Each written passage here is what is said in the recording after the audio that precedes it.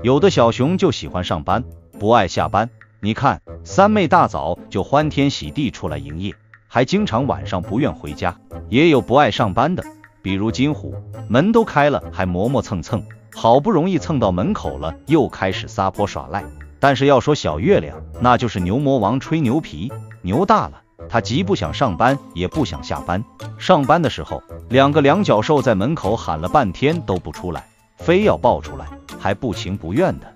下班的时候，奶爸费老劲把他塞回家了，他非要跑出来。每次奶爸来抱他下班，他都死死地抱住大树，好不容易掰下来，又塞不回洞了，抓都抓不住。话说小月亮属泥鳅的嘛，有一次小月亮下班在睡觉，馆长亲自来请，谁知小月亮睁开眼看到4只眼的馆长，一开始还没反应过来，然后就下了个机灵。不过面对馆长，小月亮也不给面子，逼得馆长只能动手了。就说小月亮这么犟，难道是梁月多次相亲，每一次都有犟的加成吗？你看奶爸给小月亮穿了件漂亮的花裙，小月亮立刻就炸了，不停地挣扎，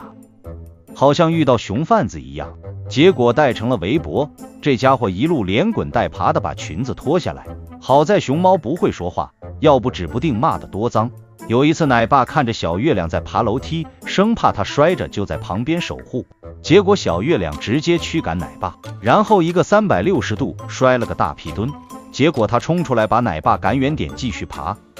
又摔了个屁墩，奶爸好心把他抱出来，他还气冲冲地躲开奶爸，就说小月亮这犟脾气，难怪梁月经常偷偷观摩，好奇是怎么带娃的。